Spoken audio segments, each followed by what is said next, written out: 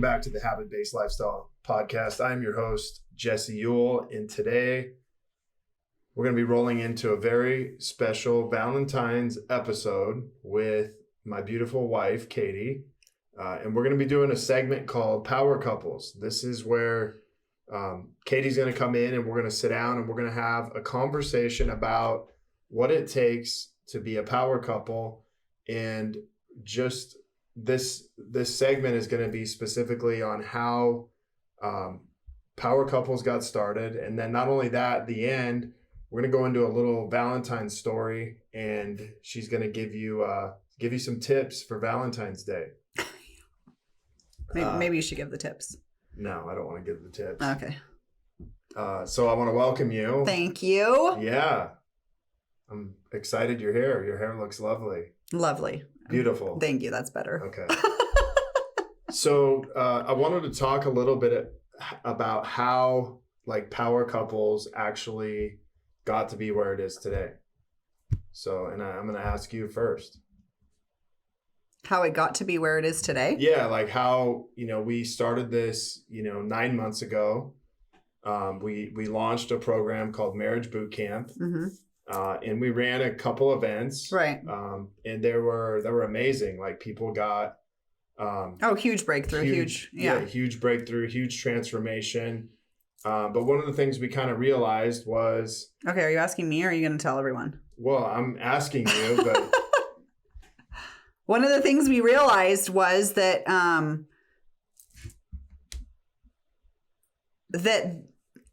we wanted, like, when we got our couples together, that the power that ignited between bringing them together was something like we couldn't even describe. Right. And so it really just, we just started talking about, and when we started sharing, everything that they had walked through and what they were living and what they wanted to create, we just kept, it just kept on coming to us as, wow, like this is so powerful. And together, there's so much more power than there is separately. And obviously that means standing in power on your own first. But yeah, we just, we had to shift it. We had to coin this new term that we're power couples, because that's really, what we were creating and what these couples were becoming as they came together. Yeah. And if we back up just a little bit and we just talk about, first it was Marriage Boot Camp, and outside of the couples who had coached with us, not very many people were raising their hands saying, yeah, I want to come with my spouse and get my butt kicked for 2 days. Well, first it was marriagehood. Yeah. So we had a brotherhood and we had a sisterhood, and we did a podcast and we talked about this disconnect. Right. And that we wanted to bring it together. Like we have our sisters and we have our brothers, but let's create a marriagehood. And then you named it Marriage Boot Camp, and always supporting, loving, believing in your wonderful ideas. I was like, okay. But yeah, it was like boot camp is like put your boots on and get your butt kicked. Right. And yeah, that doesn't really excite me. Like I can't say I'd be like, hey, coach, put me in. Even though that's not really what it was, but you can't. The name really is what people look at first, and that's what connects them to then bring them here. And so, yeah, we had to shift it. They see the name on the surface, and then they kind of are like, okay, well, I don't know if I want to do that with my wife. Well, but then, husband. Right. Well, we did have some like, hey, what's this Marriage Boot Camp? Can I sign my husband up? Can I sign my wife up? And we're like, oh gosh. Then it came like we had a husband wanting to sign up or a wife wanting to sign up a husband, but ultimately they had to agree to come together to do it together. Yeah. So I had a lot of interviews with wives that were like, oh yeah, I want to come in. It's like, well, have you talked to your husband? And then vice versa. A lot of husbands wanted to do this, but it's like, how do I get my wife? And it kind of turned into this thing of like, I don't know if my wife or my husband that's, going to come to boot camp and get, and just the term alone made it seem like they were coming in to like. And I can't lie. I totally was like, I get it. And another thing that we really that came to the surface was there doesn't have to be anything wrong with your marriage to come to marriagehood and join this movement. Really, it's incredible marriages coming together to rise together. And so that was the other thing that we were facing was typically you go to a boot camp to get your butt kicked because you need your butt kicked. But that's not always the case. It may be that things are going fine. Just how can we want more? We want more. Well, I would say this too, is like not everybody who goes to boot camp, is going to get their butt kicked or there's something wrong. Like, so I always think of like people that join the army or join these things, they go to boot camp because they want to give them discipline first. Right. And that discipline carries them through the rest of what they're doing. And so, my idea was, okay, let's bring in couples, let's teach them some discipline, and kind of like break down all this other outside noise and just really focus on each other. Yeah. And that was really the idea. And I love that. But again, we've talked about how you're a little bit different in that realm and you crave that. Like that to you is like, yeah, let's do it. Like you're all for that. That excites you. You would rather have your butt kicked to work harder, and I would rather have a hug and babe, you're doing awesome to work harder. So that's kind of where, I so get it. And the discipline is so needed. But again, when that name was on the forefront, it was kind of like, oh my gosh, like, what is this? Yeah, there was a little bit of a fear factor. Yes, a little. So what does it mean to be a power couple? Like, what does that mean to you? To me, it means standing in power together, working together, living together, rising together, creating outcomes together. Because I believe that I clearly need to be in power myself first, and you need to be in power yourself first. And when you bring those two fires together, you just create so much more power. Yeah. Together. Right. And they're just, I'm so visual. It's a flame. Really, you bring two flames together, you're just committed. Yeah. And I kind of think of like lights. It's like your light, when your light is shining bright and my light is shining bright, when you bring those together, it really intensifies everything. Right. Well, yeah. So we burn brighter together. And, there's the flip side. My light's not always going to be bright. So in that case, if yours is shining brighter and we come together, I can then, your light can ignite mine to, go together. Yeah. And one of the things that we see, or we've seen throughout our program is when, one of the spouse or the husband or the wife, one of them is not in power, it really does affect the relationship. And so, as you guys kind of listen to this, it's like you have to be empower yourself first. That's kind of your first responsibility. Right. And once you're there, you can now bring that into the relationship and bring that together because there's going to be times where, you're either fighting or maybe, you're just stressed or you're down, and you have to pick each other up with that light and that power that you're creating on your own. And that kind of helps balance things out. Right. And I think those are things that we often see in the beginning is like, hey, well, we can really tell when one person's out of power and the other one, isn't, or they just both are as a couple. And so it's kind of like everything's working against them. Right. Well, and, again, depending on what that other person is going through, it just takes that, the person in power to step up, whether it be in their faith, whether that be in, something they're creating in their business, or maybe, something they're working on, at home, with the family to then lead. And it just becomes so much more. Like my prayer is only as powerful when I pray on my own, but us coming together to then pray for another couple takes that to a whole nother level. Right. Yeah. And so, how do you gain power, in the morning? You're a CEO mom. how do you, like, what are some things that you do every single morning to kind of put yourself in power for, maybe the CEO mom out there or the wives out there? Like when we talk about power, what exactly are you doing for that? Right. Well, definitely it's a workout. I mean, I love to get, it's physical for me. It's my mind. It's my supplements. It's my I declares, declaring things over me, for me.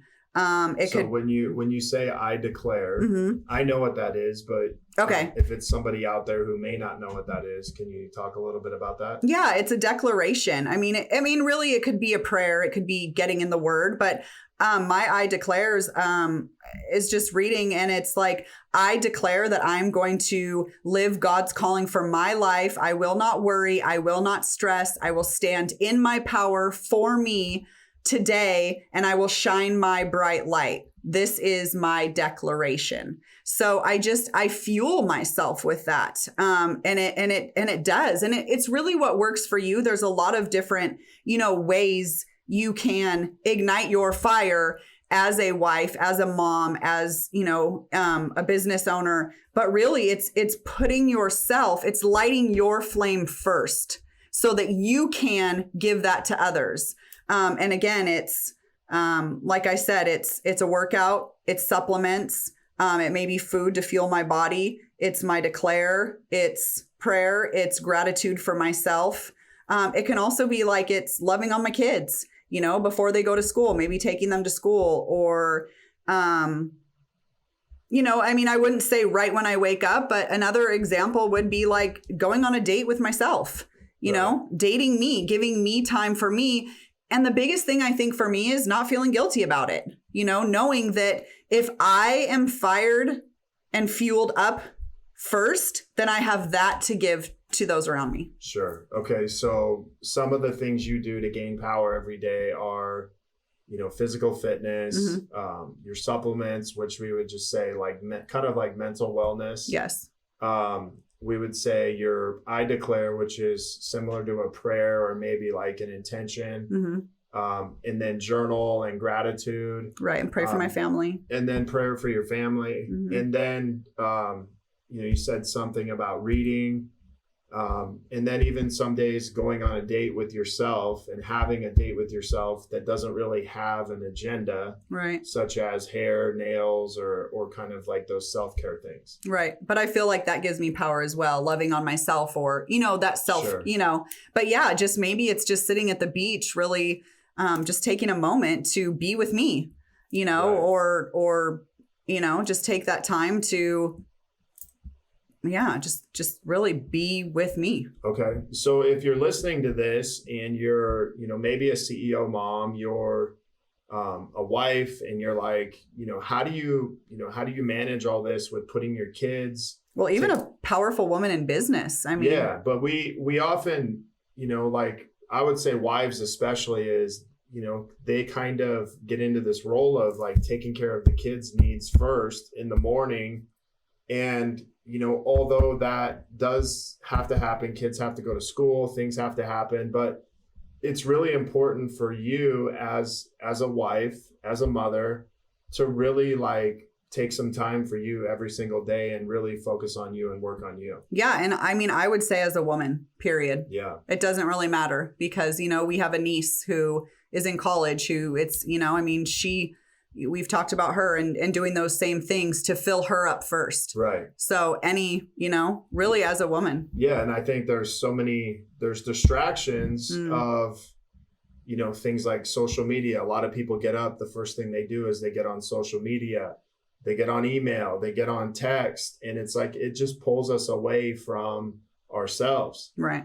If we have kids, then we tend to go to them right away. And I'm sure it's hard for a mom, a wife, and all those things at times to do that. But I think it's just really important to make the statement of, hey, you have to find time throughout your day, whether it's first thing in the morning or maybe after your kids go to school, to really just focus on you and get power in you. Right, exactly. Well, yeah, it starts with us. Yeah. And for guys, I'm going to speak to the guys a little bit, is like, hey, you need to, move every day, because when you move, And what I mean by move is like physically move every day, whether that's doing some cardio, lifting weights, whatever that is for you, you have to physically move every day because that changes your mental state. And if you change your mental state, there's less chance of you being stressed, anxious, all those things, because a lot of times we do wake up in that place. And so just having some type of physical movement allows us to shift out of that place. Obviously, like nutrition and supplementation is a huge thing. And these are all ways to really access the simplest part of ourselves, which is our physical body, and just in working on that and other things we can start working on, which is, meditation, journaling, prayer, all those things. A big thing that we do is leave messages with each other every day. And then obviously you can study, you can read, books, you can listen to podcasts. There's so many ways that you can really fuel yourself and gain power, that these are just some of the ways you can begin doing this every single day. Right. And as you speak these, it's amazing when you don't do them, because we all know, let's talk a little bit about, there's no perfection here, and there's times that the flame goes out, and it's kind of like, you get into a place of like, man, I'm just feeling off. And it's like, you create this kind of chaos in your life when you don't have something you're focused on to fuel you every day. And when you do that, the clarity and the focus for the rest of your day is like none other. Right. Yeah. And I can tell a big difference in myself when I'm doing those things versus when I don't. And, for any of you listening, it's like, well, what if I'm just starting at zero? It's like, just do something, for 2 minutes, 4 minutes, whatever it is. It doesn't matter. What matters is that you start just being consistent at something every single day, and you start building that momentum, because this really sets you up for the rest of the day. And I like to paint this out as this is a predictable way to, once you wake up, you become better just by doing these things. This is a predictable way to do that. And so if you wake up at, 30, 40%, it's giving you probably another 20 to 30% of how you feel that day, the rest of the day. And that's bare minimum. There's a huge return on that the more you get into it. Right. And I think like anything else, and I always tell, I was just sharing this with a woman this last weekend at the mastermind, was, we tend to, as women, maybe more, I don't know, we compare ourselves to maybe where someone else is in their fitness or in their faith or whatnot. And I literally was like, all you have to do is start where you are, right? And move forward from there. And that has stayed with me for years, regardless of, because we go back and forth with fitness or whatever it may be, but it's not, you're only, competing with yourself. So start where you are and just move forward. Right. And with that, what's a simple way? Like everybody thinks that, hey, in order for it to count as a workout, I got to work out for, an hour. And what I would say is actually like take that back to 2 minutes, and don't do more than 2 minutes until you've completed 5 consecutive days of that. Because I know if you're going to do it that way, you're going to slowly build up, and you're going to slowly build a foundation that's going to be rock solid. And it's going to be really hard for you to fall off, because I've watched so many people start with 60 minutes. Right. And within the first 2 to 3 weeks, they fail, or they're like, man, now I got to do an hour and a half just to see some type of change. And that's not the way that this works. The way that you gain power is to get the most amount out of something with the least amount of work. Right. Well, and I think a lot of people don't even start because of that pressure of, oh my gosh, this is where I have to start. And I can remember like, okay, like you can do anything for 2 minutes. Yeah. And there's nothing wrong with that. Like celebrate that. That's 2 minutes more than you did yesterday. So there's, you're moving forward. But I think, a lot of times the failure and even the not even starting comes from this fear of, oh my gosh, I have to do that, Yeah. And just to back up what you said, it's better to start and do 2 minutes than it's to not start at all. Right. Because we have momentum when we don't start at all. And I think we get caught up in that a lot of times. It's like, it's better to start and fail than it is to not do anything. Right.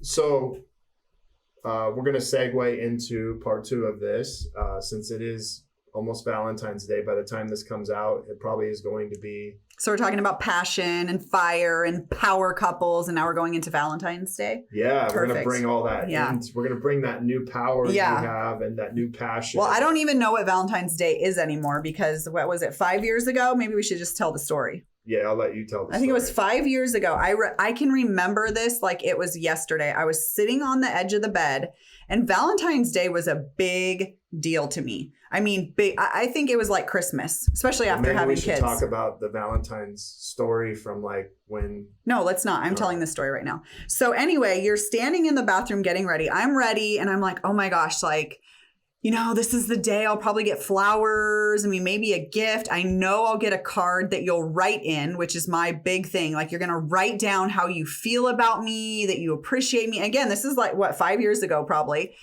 And I'm like, oh, and he's going to take me out to dinner. We get to get dressed up. Like, it was a big deal for me. And you're standing in the bathroom and you say, I just want you to know this is the last year we're going to celebrate Valentine's Day. And I'm thinking, who says that? Like, do you want to ruin the night now? Because you kind of already have. And I'm thinking, okay.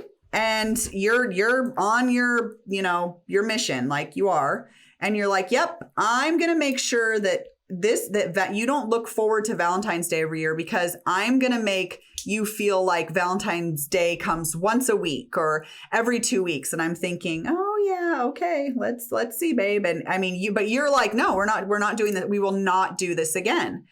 And fast forward really to now. And I mean, I'll go back to say how we created that, but we're literally going to Vegas for our daughter's cheer competition. And I remember when I looked at the dates, and we're leaving the 13th and we're back the 16th. And honestly, it was like, I didn't even think about Valentine's Day. I was like, oh, well, it's Valentine's Day. Because truly, as a power couple, when you're investing in your spouse every single day, and we started, I mean, that's when our date nights started weekly. That's when our messages started. That's when every few weeks I would just get flowers, just because. Honestly, it was like I didn't have to look forward to this one day because I was getting it, more than once a year. Right.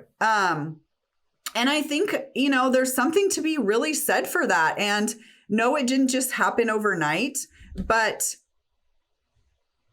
it's been a huge shift.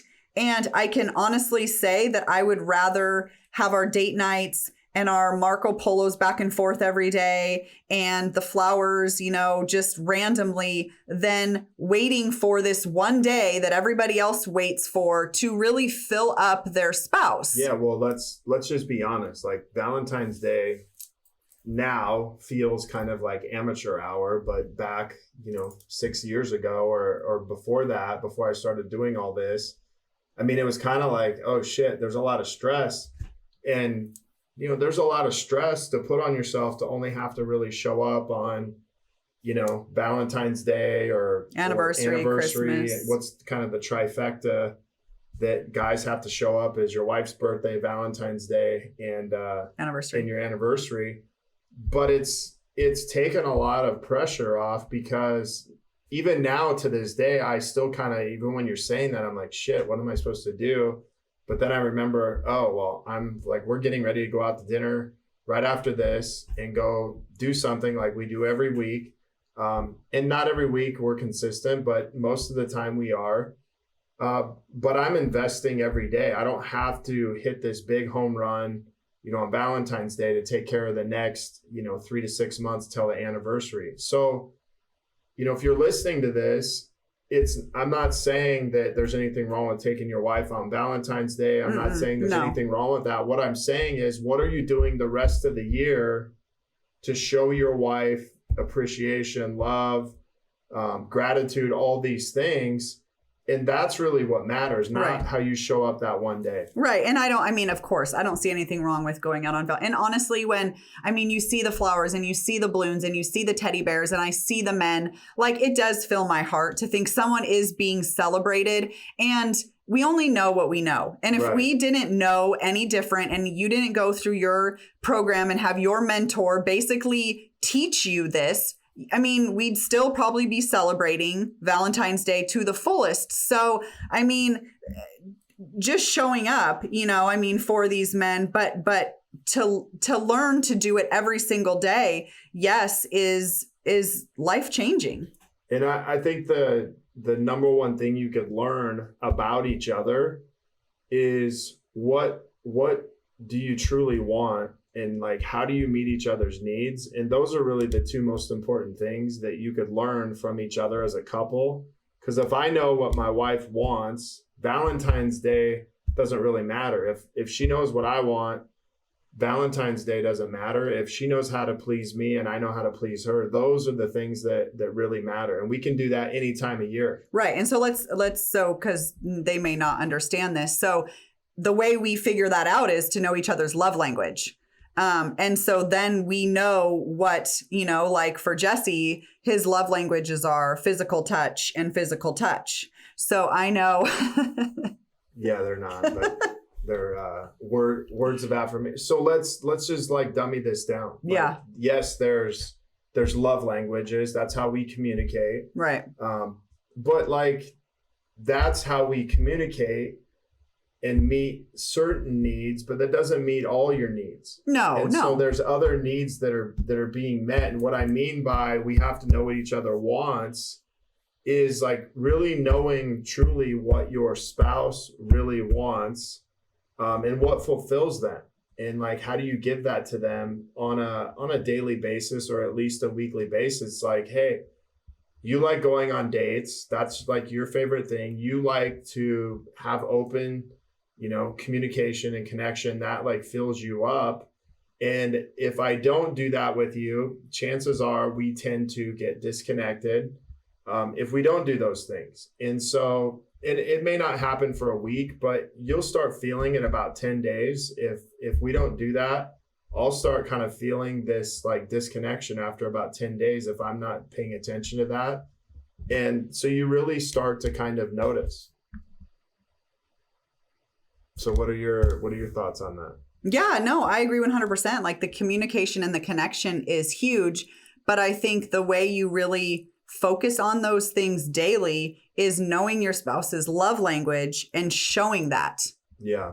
Because if I was doing, it's kind of this, it's kind of like, communication, words of affirmation, date nights, acts of service, you know what I mean? It kind of all flows together and you just know, because if I was literally just coming home with gifts for you every single day, that's not going to work for you. Right. So it's really, I think love language is a huge part of it. And then to feel connected, I believe there has to be communication, and that's how you really connect with one another.